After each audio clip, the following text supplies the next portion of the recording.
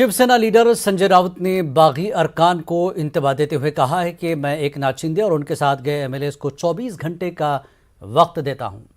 मुंबई आकर सीएम से बात करें और अगर बागी अरकान असेंबली चाहें तो हम महाविकास अघाड़ी को छोड़ने के लिए तैयार हैं।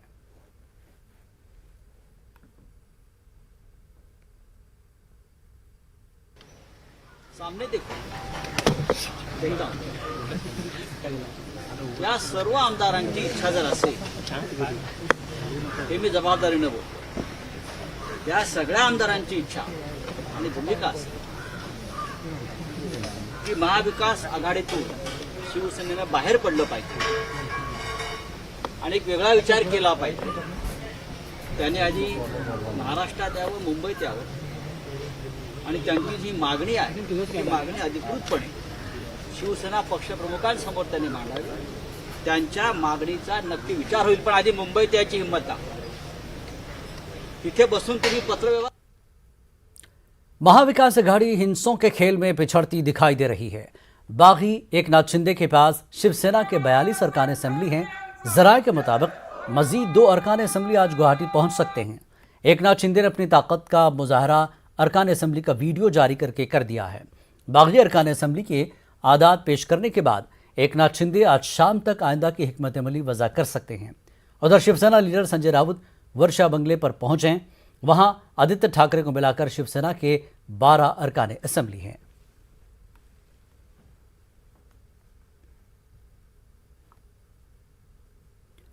कांग्रेस के सीनियर लीडर मल्लिकार्जुन खड़गे ने कहा कि महाराष्ट्र में हुकूमत गिराने की पूरी कोशिश हो रही है। ये बीजेपी हुकूमत का खेल है। बड़ा फर्क, ये बीजेपी सरकार का, बीजेपी का खेल है।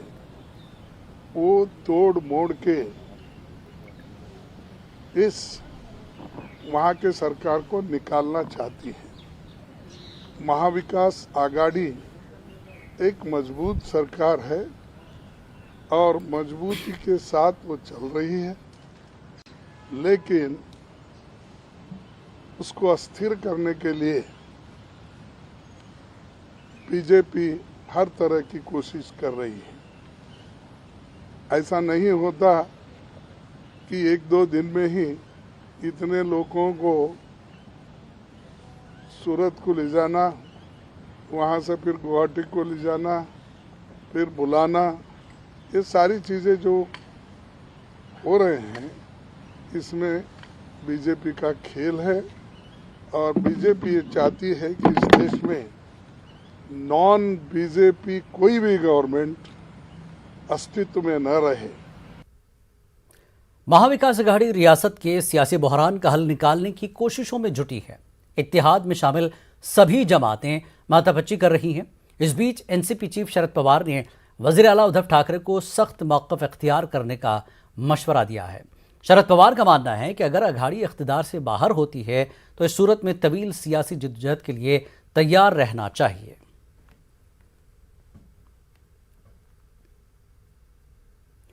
गुवाहाटी में तृणमूल कांग्रेस लीडरों और कारकुनों ने एहतजाज किया। एहतजाजी रेडसन होटल के बाहर जमा हुए। इस होटल में शिवसेना के बागी लीडर एकनाथ शिंदे दीगर हामी अरकान के हमरा क़याम किए हुए हैं। एहतजाज कर रहे तृणमूल लीडरों को पुलिस ने हिरासत में ले लिया है।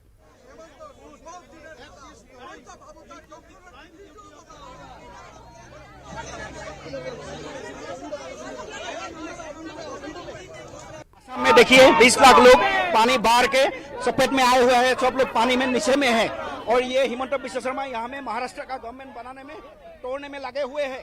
ये घोड़ा किनने के लिए लगे हुए हैं। देखिए यहाँ पे 40 तो एमएलए महाराष्ट्र से आया हुआ है। क्यों आया है? यहाँ पे इना बेसा का 1 साल चल रहा है, इसलिए यहाँ पे हेमंत बिश्व शर्मा ये लोग को बुलाया है। यहाँ पे असम में इतना बाढ़ आया है ना, हेमंत बिश्व के वो देखना चाहिए था, ये विधायक की प्रोसेस करना चाहिए था। उधर असम से कांग्रेस रुकन पार्लियामान अब्दुल खालिक का कहना है कि महाराष्ट्र में जो हो रहा है वो बीजेपी की साजिश का नतीजा है। उन्होंने इल्जाम लगाया कि महाराष्ट्र के अरकान असेंबली का अगवा किया गया।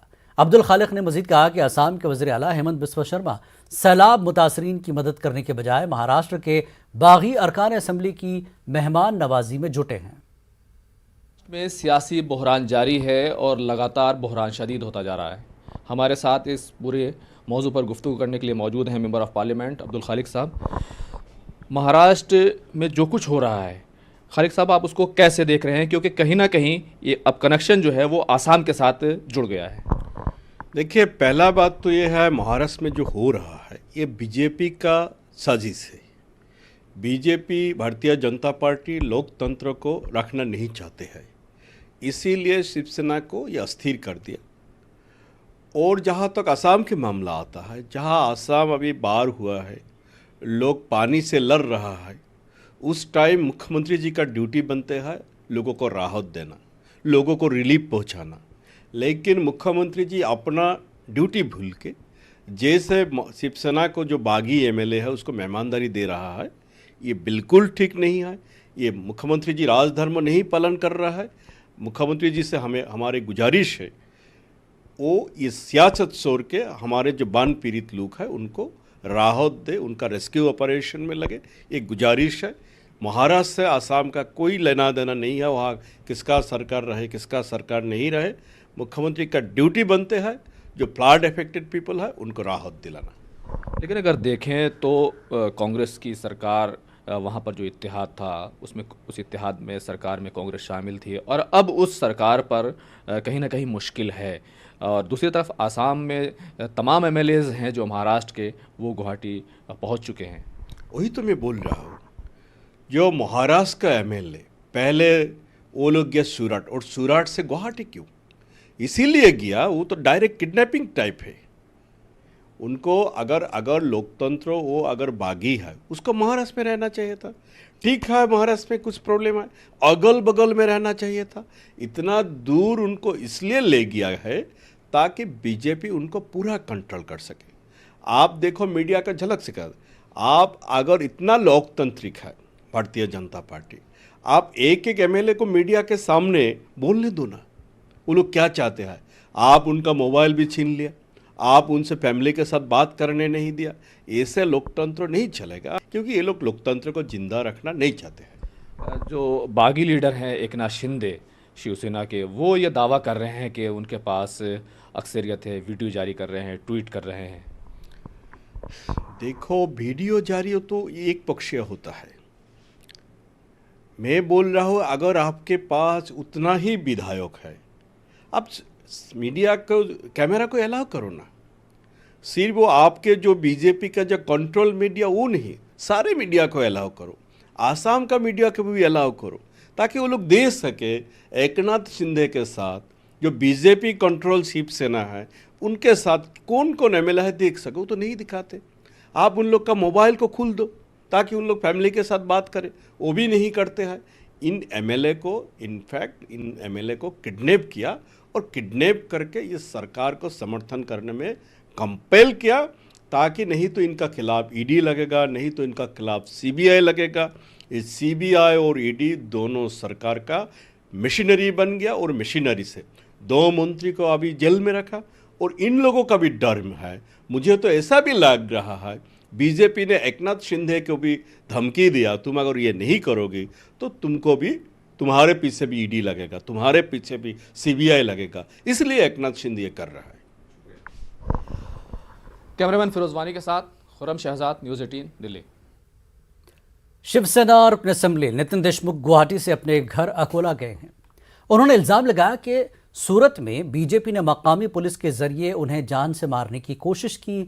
अकोला के बालापुर से शिवसेना और अपने असेंबली शिवसेना के बागी लीडर एकनाथ शिंदे के साथ गुजरात में मौजूद थे। ताहम उन्होंने गुवाहाटी से वापस अकोला पहुंचने पर तरह तरह के इल्जामात आयद किए। उनके मुताबिक एकनाथ शिंदे सिर्फ मोहरा है, असल खेल बीजेपी खेल रही है। कोणी पाय पकडले, कोणी हात पकडले, एखादी मान पकडली, असे 15-20 जणांनी मला पकडलं आणि एका जणांनी माझ्या खांद्यामध्ये सुई एकदम टोचली। तिथं जर आपण फुटेजही काढले तर त्या हॉस्पिटलच्या आजरोधी सुद्धा फुटेज निघतात। नावाखाली माझा घातपात करण्याचं षडयंत्र गुजरातच्या सरकारचं, तिथल्या स्थानिक प्रशासनाचं, शासनाचं होतं। मुंब्रा में इसाल फाउंडेशन नामी समाजी तंजीम हर साल कुर्बानी के मौके पर गरीबों के हिस्से का गोश्त शहरियों से जमा करके उसे सलीके से पैकेट बनाकर गरीब बस्तियों में घर घर जाकर तकसीम करने का एक इंसानी कार खैर अंजाम देती है। इस साल भी उन्होंने शहरियों से गोश्त व जानवर भेजने की अपील की।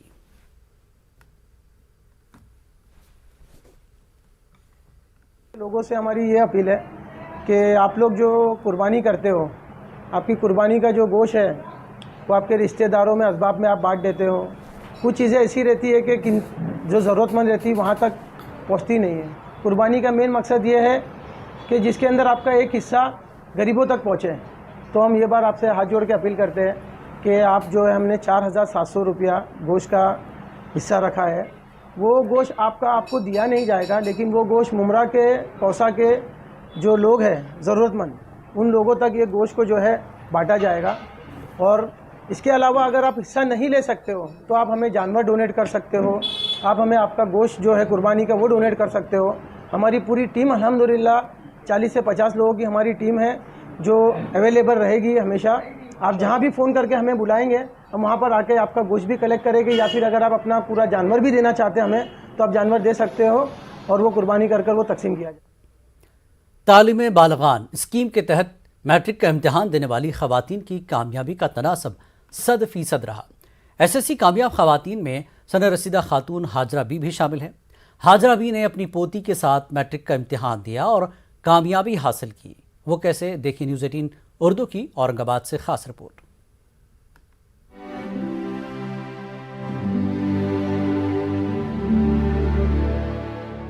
औरंगाबाद के मज़ाफ़ाती इलाके हरसोल गांव की साकिन हाजरा बी ने कभी स्कूल की सूरत नहीं देखी, लेकिन शादी के बाद शौहर ने तालीम की तरगीब दिलाई और हाजरा बी ने अपनी पोतरी के साथ न सिर्फ SSC का इम्तिहान दिया बल्कि नुमाया नंबरात से कामयाबी हासिल की।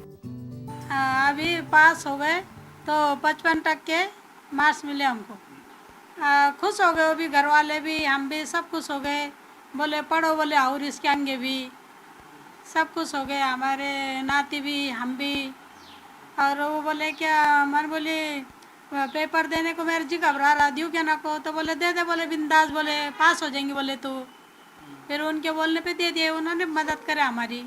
अब नौकरी करने का इरादा है, क्या पढ़ने, अब देखेंगे अल्लाह ने जो चाहे तो डॉक्टर या कुछ भी जो तकदीर में हो बनेंगे।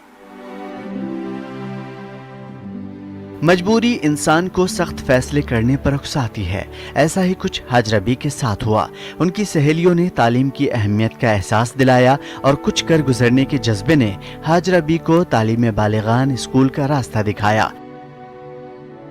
हालांकि हाजरा बी को किसी चीज की कमी नहीं है, भरा पूरा खानदान, नाते नवासियां और सब कुछ हैं। घरेलू कामों के अलावा खेती बाड़ी में भी उनकी दिलचस्पी है। इन सब के बावजूद हाजरा बी ने हुसूल तालीम को जिंदगी का मकसद बनाया।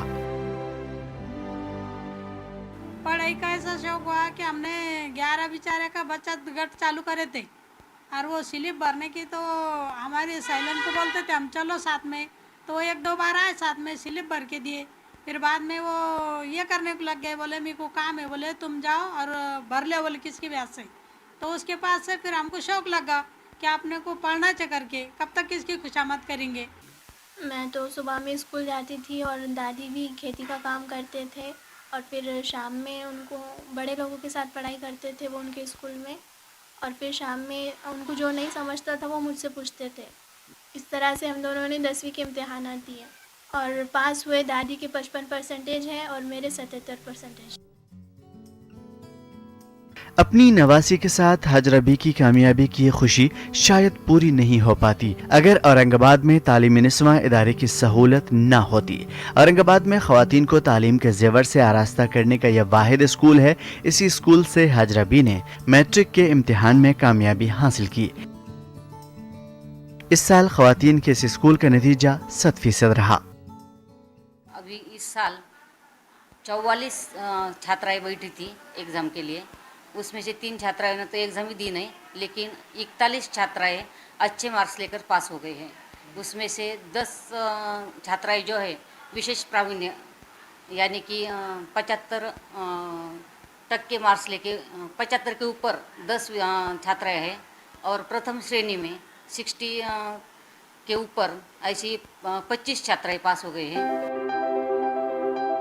60 साल की उम्र में मैट्रिक में कामयाबी हासिल करके हाजरबी ने अमली तौर पर साबित कर दिया कि सीखने और सिखाने की कोई उम्र नहीं होती। इंसान अगर अज़्म कर ले तो कामयाबी उसके कदम चूमती है। हाजरबी की कामयाबी हमारे माशरे के उन नौजवानों के लिए एक मिसाल है जो ये कहते हैं कि तालीम से कुछ नहीं होता, मुस्बत सोच होगी तो माशरे में इनकलाब बर्पा होगा। न्यूज़ 18 उर्दू के लिए औरंगाबाद से अजहरुद्दीन की रिपोर्ट। मुंबई के जोगेश्वरी इलाके में Mumbai metropolitan regional development authority यानी MMRDA ने बैक वक्त 42 दुकानों और कालों को नोटिस जारी करते हुए गैर कानूनी कब्जे को खाली करने का हुक्म सादर किया। नोटिस में MMRDA ने वजाहत करते हुए कहा कि इस जगह का मुआयना करने पर पता चला कि यहाँ 42 दुकानें और एक शादी हॉल गैर कानूनी तौर पर कब्जा करके तामीर किए गए हैं। MMRDA ने नोटिस जारी करते हुए लोगों से गैर कानूनी तौर पर कब्जा की गई ज़मीन को अज खुद खाली करने की अपील की है। दीगर सूरत में इन दुकानों पर MMRDA ने अपने तरीके से कार्रवाई करने की भी बात कही। MMRDA ने वाज़ेह किया कि इदारा कार्रवाई की सूरत में किसी किस्म के माली नुकसान का जिम्मेदार नहीं होगा।